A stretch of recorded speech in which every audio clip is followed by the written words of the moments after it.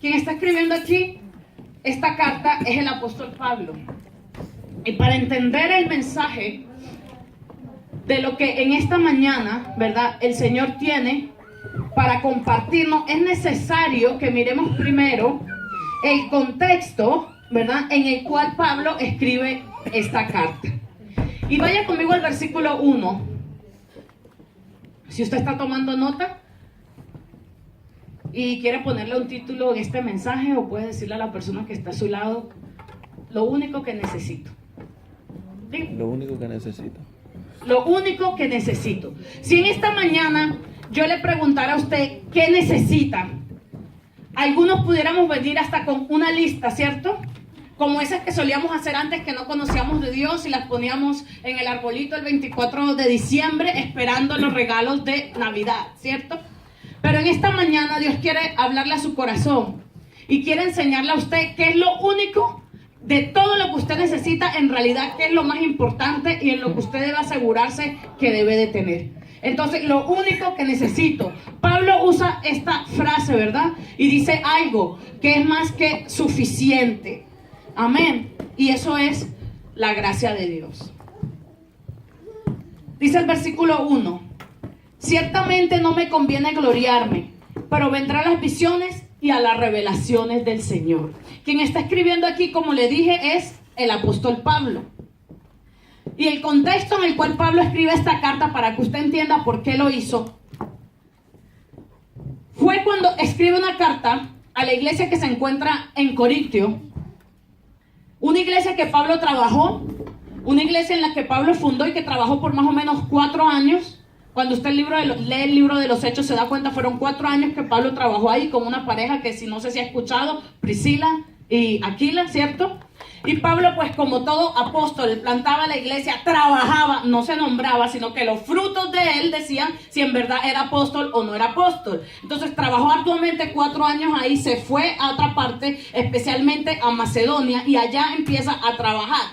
Cuando Pablo está en Macedonia, le llegaron las noticias de qué era lo que estaba pasando en la iglesia de Corinto. Entonces escribe las 2 cartas. Si usted ha leído las 2 cartas de la iglesia de Corintio, se dará cuenta que era una iglesia con muchos problemas, demasiados problemas. ¿Por qué? Porque era una iglesia que en general había sido completamente pagana. Estaba ubicado en una ciudad que era muy próspera por la ubicación que tenía, entonces había mucho comercio, pero también se veía mucha desigualdad social, es decir, los ricos eran bien ricos y los pobres eran bien pobres, a pesar de que la ciudad era próspera. Aparte de eso, era una ciudad donde había muchos templos, se adoraban a muchos dioses, ¿verdad?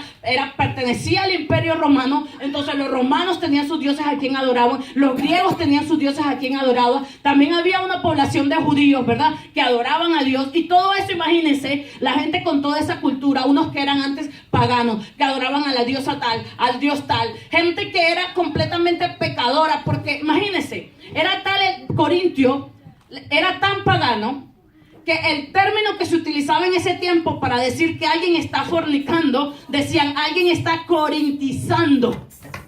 Entonces era tanto que un pecado sexual se le había puesto el nombre de esa ciudad, porque era lo que más se practicaba en ese lugar. Entonces era una ciudad de mucho paganismo, era una ciudad de mucha perversión sexual, era una ciudad, ¿verdad?, que todas esas cosas estaban influenciando en la iglesia. Aparte de eso, cuando Pablo escribe la segunda carta de los Corintios, había muchos predicadores itinerantes en ese tiempo. Algunos creen que eran griegos, algunos creen, ¿verdad?, o que eran judíos que se habían convertido al cristianismo y entonces se autonombraron predicadores e iban de ciudad en ciudad, ¿verdad?, llevando la palabra, pero de acuerdo a cómo ellos la habían interpretado. Y no solamente eso, sino que la predicaban con el background que ellos tenían de su pasado. Es decir, que a los griegos les gustaban mucho las experiencias supersticiosas.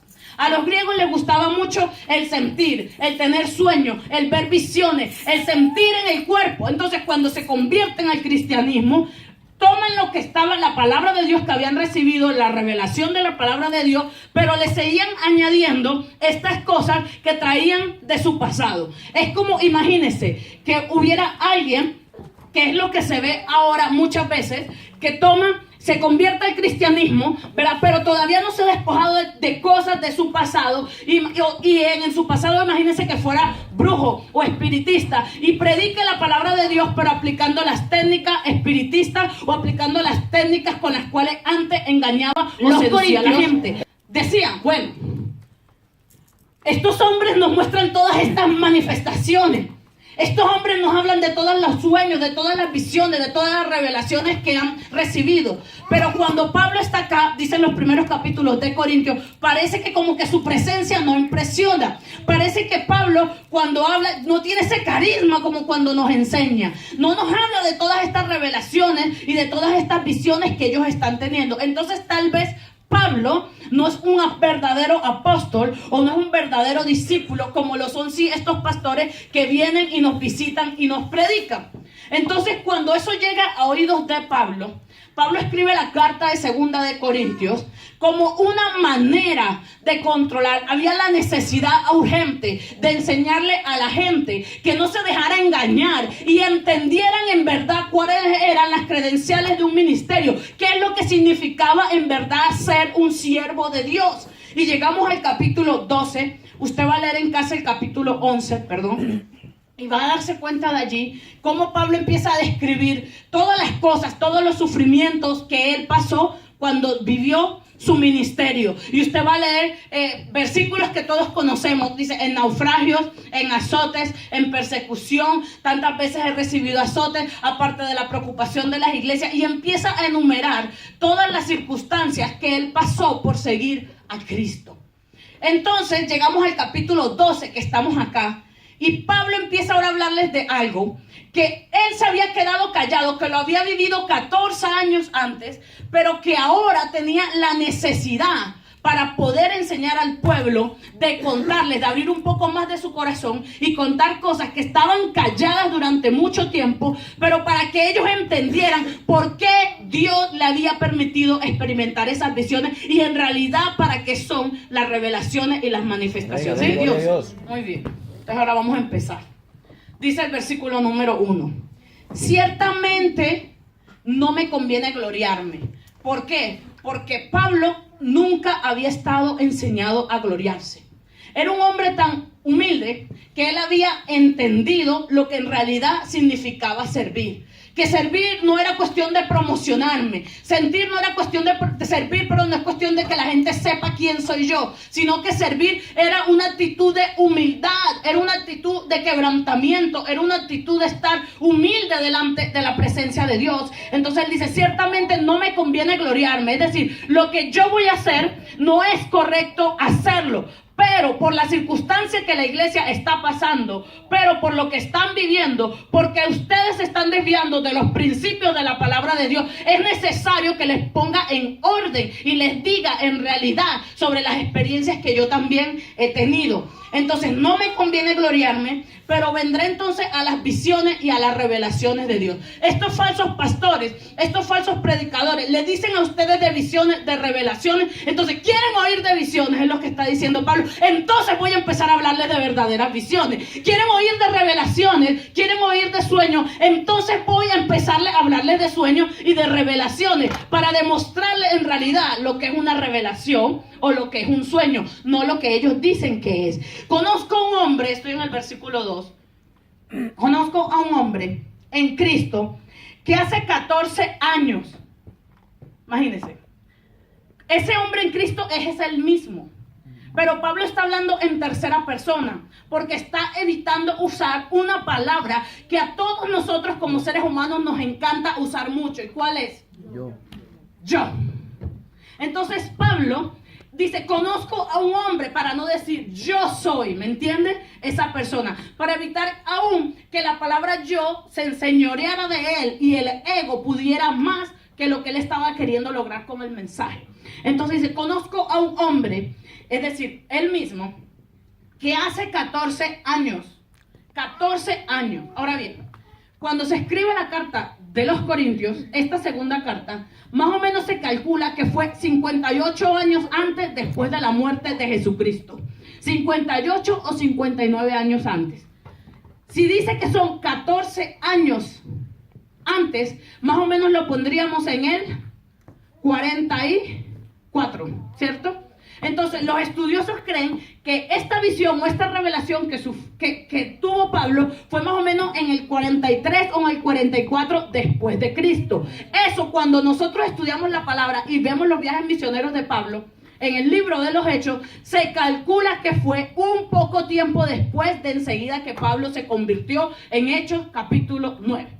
¿Ya? Y cuando empezaba su primer viaje misionero. Entonces, este era un hombre que estaba acostumbrado a tener revelaciones y visiones de Dios, sino que él no las vociferaba ni se gloriaba de ellas. Este mismo hombre que le estaban acusando de que no era espiritual porque no manifestaba, digamos, las cosas del Espíritu, es el mismo hombre que en Hechos capítulo 9 tiene la revelación de Dios, que el mismo Jesucristo, usted conoce la historia, se le aparece en el camino a Damasco y le dice: Saulo, Saulo, ¿por qué me persigues? De todos los hombres, de las mujeres de ese tiempo, aún seguidores de Jesús, no todos tuvieron el privilegio de ver a Jesús resucitado. Pablo sí lo tuvo. Porque para que Dios le pudiera llamar a Pablo al ministerio del apostolado, uno de los requisitos es que hayan visto al Señor resucitado.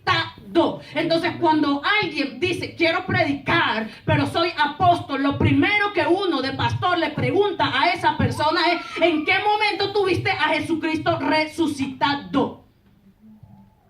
Porque los apóstoles no los llaman los hombres. Los apóstoles son llamados directamente por Dios. Apóstol significa ser un testigo de Jesucristo. Es decir, tienen que haber visto a Jesucristo resucitado. Eso no significa que haya hombres, siervos de Dios, que ejercen una misión apostólica. ¿Qué es eso?